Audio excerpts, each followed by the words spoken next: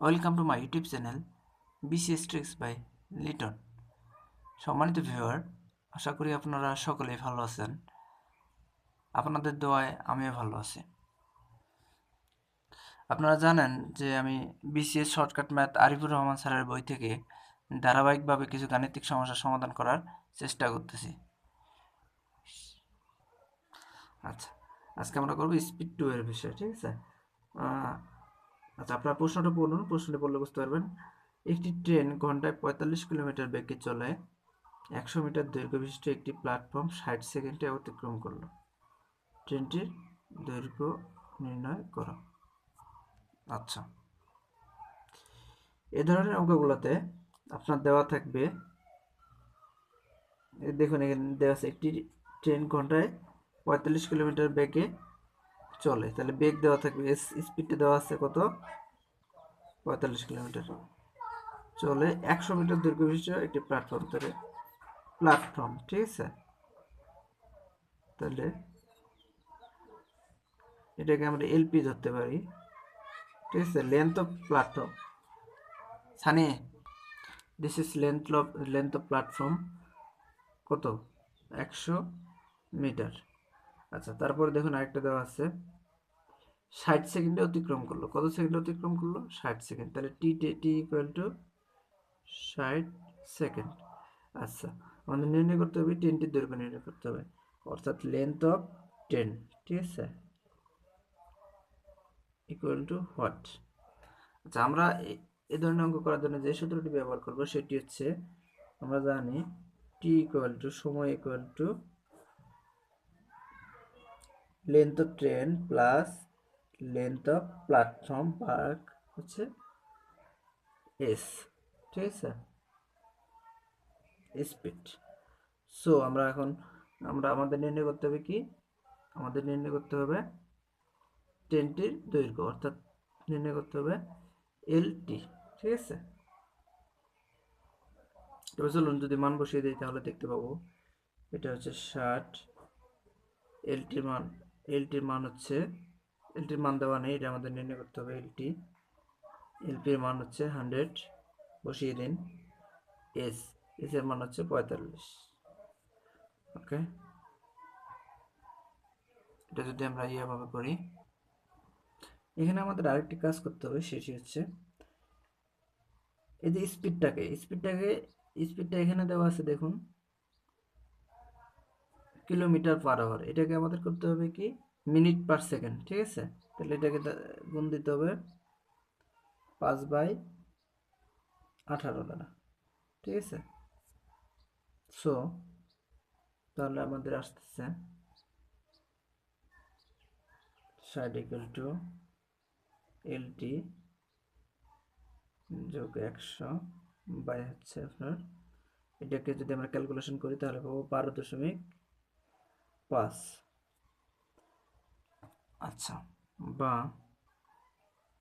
দেখুন 12.5 যদি 60 সঙ্গে গুণ করে দিই আমরা পাবো 750 ইকুয়াল টু এলটি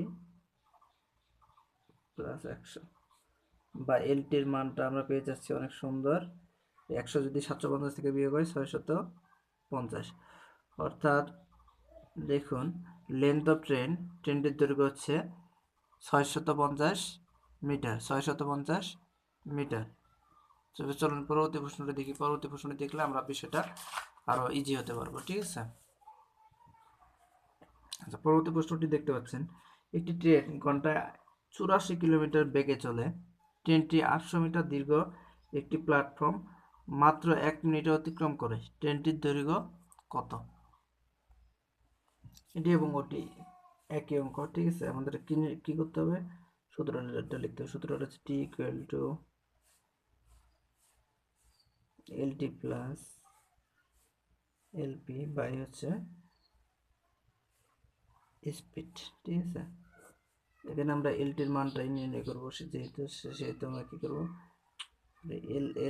টি থাকবে প্লাস এলপি, অর্থাৎ লেন্থ অফ প্ল্যাটফর্মের দৈর্ঘ্য হচ্ছে 800 মিটার, ঠিক আছে?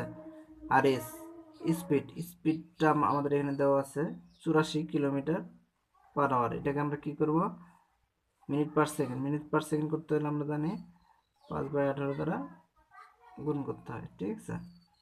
আচ্ছা, আমরা এই টি এর মানটা বসিয়ে দিই। টি এর মান এখানে কত দেওয়া আছে, 1 মিনিট। আপনারা সবসময় মনে রাখবেন টি এর মানটা সবসময় কি হবে, সেকেন্ডে দিতে হবে, ঠিক আছে, সেকেন্ডে প্রকাশ করতে হবে। তাহলে 60 মিনিট ইকুয়াল টু, ওকে। তাহলে এখানে দাঁড়াচ্ছে আপনাদের, এটাকে আমরা ক্যালকুলেশন করলে পাবো হচ্ছে 23.3333। 60-এর সঙ্গে যদি এর গুণ করি তাহলে হবে 1400 এলটি প্লাস 800। অতএব আমরা কিন্তু এলটির মানটা পেয়ে গেছি, ঠিক আছে, লেন্থ অফ প্ল্যাটফর্ম। আর 1400 থেকে 800 বাদ দিলে আমরা পাবো 600 মিটার। এটি হচ্ছে অ্যান্সার, ঠিক আছে। অর্থাৎ ট্রেনটির দৈর্ঘ্য হচ্ছে, লেন্থ অফ ট্রেন হচ্ছে 600 মিটার।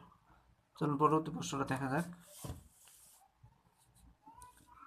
পরবর্তী প্রশ্ন দেওয়া আছে 67 মিটার লম্বা একটি ট্রেন ঘন্টায় 45 কিলোমিটার বেগে 131 মিটার প্ল্যাটফর্ম অতিক্রম করে। ট্রেনটির ওই প্ল্যাটফর্ম অতিক্রম করতে কত সময় লাগবে? আচ্ছা, এটা জাস্ট সময় চাইছে। টি ইকুয়াল টু, আমরা জানি এলপি প্লাস এলটি, সরি এটা হবে এল টি বাই হচ্ছে এস। সো আমরা লেন্থ অফ প্ল্যাটফর্ম আছে আমাদের 131 মিটার লম্বা প্ল্যাটফর্ম, 131 মিটার। লেন্থ অফ টি টি টি অর্থাৎ ট্রেনটির দৈর্ঘ্য হচ্ছে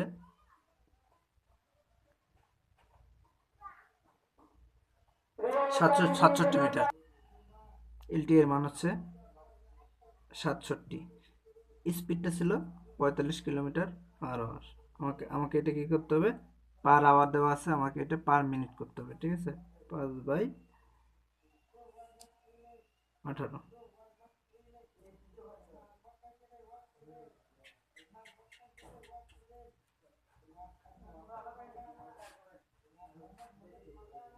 এটা ক্যালকুলেশন করলে পাবো 12.5। এটা যদি আমরা ক্যালকুলেশন করি তাহলে পাচ্ছি, দেখুন, 131 যোগ হচ্ছে 67, 67, ঠিক আছে।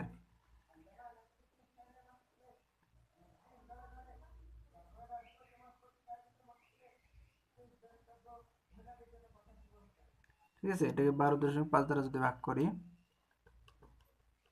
তাহলে আমরা অ্যান্সার পাবো 15.84, ঠিক আছে। এটি হচ্ছে সময়, অর্থাৎ সময় লাগবে 15.84। এটা কি, এটা কি মিনিট, ঘন্টা না সেকেন্ড? আপনারা জানেন যে আমরা এর উপরে কিছু অঙ্ক করে আসছি, সেখানে এখানে কি বসিয়েছি, সেকেন্ড। অর্থাৎ এক্ষেত্রে আমরা কি সবসময় সেকেন্ড ব্যবহার করব, সেকেন্ড হবে, ঠিক আছে। এটি অ্যান্সার। চলুন পরবর্তী প্রশ্ন দেই। এবার এটা একটু ব্যতিক্রম। দেখুন, জিমু 70 কিলোমিটার ঘন্টায় বেগে গাড়ি চালিয়ে কোনো নির্দিষ্ট দূরত্ব অতিক্রম করে এবং 50 কিলোমিটার ঘন্টা বেগে পূর্বের স্থানে ফিরে আসে, তবে গড় গতিবেগ কত? আচ্ছা, মনে করেন জিমু, ঠিক আছে, জিমু এ থেকে যাত্রা শুরু করে বিতে গেল, আবার বি থেকে কি করলো, যাত্রা শুরু করে এতে চলে আসলো। আচ্ছা, এক্ষেত্রে সে কিন্তু দুইবার দুই ধরনের গতিবেগ ব্যবহার করেছে। একবার 70 কিলোমিটার পার আওয়ার বেগে গিয়েছে এবং আসার সময় কিন্তু সে 55 কিলোমিটার পার আওয়ার বেগে আসছে। আচ্ছা, এ ধরনের অঙ্কগুলোকে সাধারণত বলা হয় রাউন্ড ট্রিপ। আমি লিখে দিই, ROUND রাউন্ড ট্রিপ, ঠিক আছে। কোনো একটি নির্দিষ্ট জায়গা থেকে শুরু করে, হ্যাঁ, কোথাও গিয়ে সেই জায়গা থেকে আবার পূর্বের জায়গায় ফিরে আসাটাকে রাউন্ড ট্রিপ বলে। আচ্ছা, রাউন্ড ট্রিপের সূত্রটা হচ্ছে, এ ধরনের যে কোনো অঙ্কর সূত্র হিসেবে আপনারা ব্যবহার করবেন s equal to 2xy by x plus Y. আচ্ছা 2xy 2 গুণন আচ্ছা প্রথম গতিবেগ গুণন দ্বিতীয় গতিবেগ 70 গুণন 55, এক্ষেত্রে 70 গুণন 55 যোগ,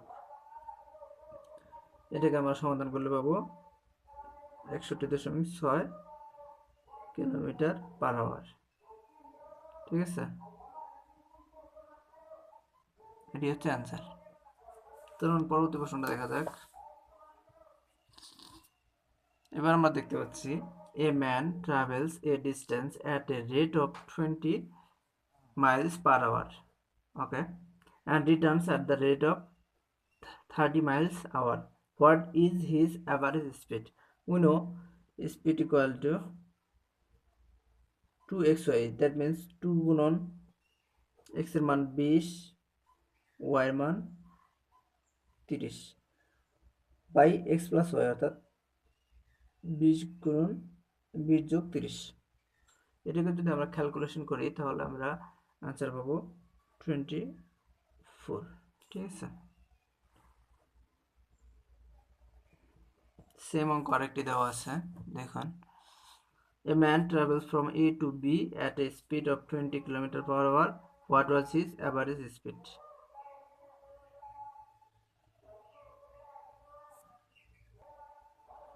ওকে, এখানে কত বেগে রিটার্ন করে সেটি হয়তো দেওয়া নাই, কিন্তু এটা দেওয়া থাকবে। ঠিক আছে, ধরে নিন 20 কিলোমিটার পার আওয়ার বেগে যায় এবং 40 কিলোমিটার পার আওয়ার বেগে ফিরে আসে। ঠিক আছে, রিটার্ন করে। তাহলে আমাদের অ্যান্সারটি দাঁড়াবে, অঙ্কটি দাঁড়াবে is equal to 2 into 20 গুণন 40 by 20 plus 40, so